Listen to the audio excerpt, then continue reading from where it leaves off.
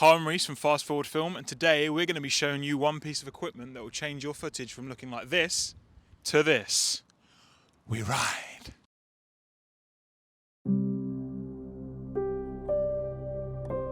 We've all been there.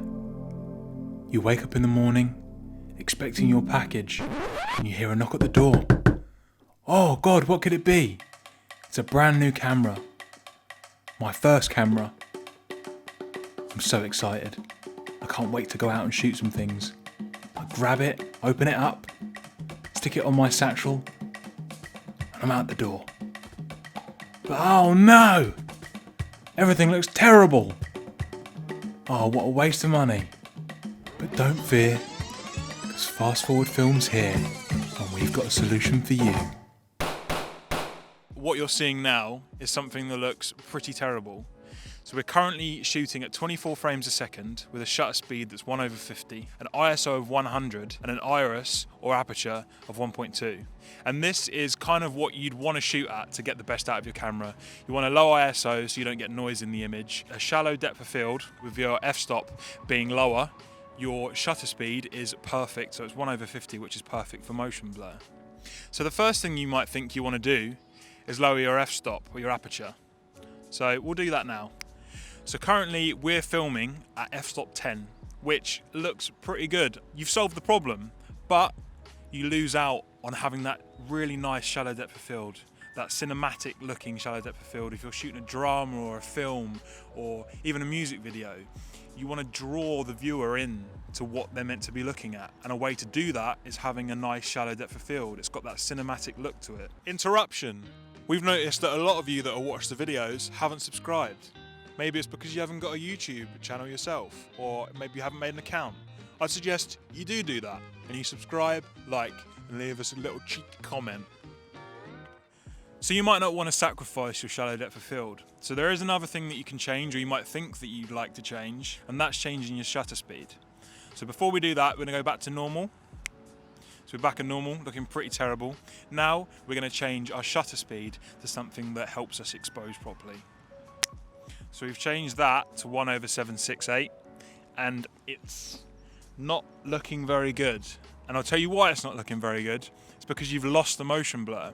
When you have a shutter speed of 1/50, you get that natural motion blur. Like if you look with your eyes and you look at a hand moving, if you move your hand, you'll notice that your hand goes blurry as it moves, because that's natural motion blur.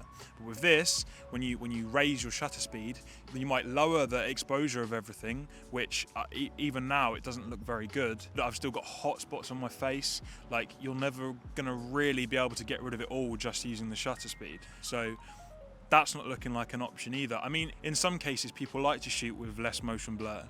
It depends what sort of style you're going for, but in a cinematic sequence you'd want motion blur that's similar to how your eye perceives motion. So what if we change the shutter speed and the aperture? Well, let's give that a crack now. So now we've changed our shutter speed to 1/230 and our aperture to 5.2. And this is what it looks like. So we've kind of solved the problem, but we're still lacking in that depth of field, and we're still lacking in the natural motion blur that we would normally have when we're shooting in our normal 24 frames a second with a shutter speed of 1/50. So we've not really solved the problem. We've done everything that we can do with the equipment that we've got, which does bring me on to the piece of equipment that we're going to talk about, and that is a neutral density filter, an ND filter. You can find these on Amazon. I know Polar Pro does some really nice ones. Peter McKinnon's got a really nice one out there that's super expensive, but the one we're going to be talking about today is the Gobe variable ND filter. Now you can get these in multiple sizes. They're great, and we're going to show you exactly what it looks like right about now. Right, so now we're using the variable ND filter. There's 9 different stops of ND which will block out light.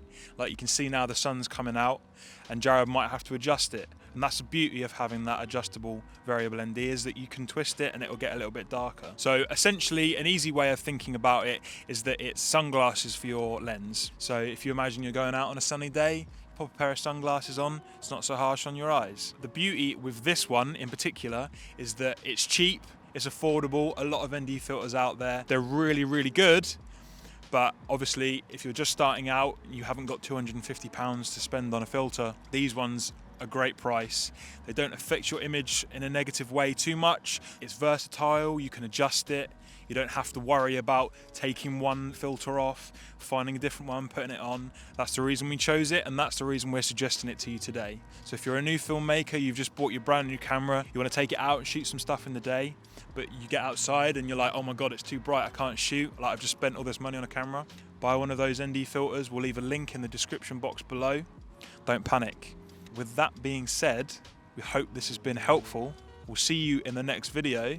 I'm Reese Forward from Fast Forward Film.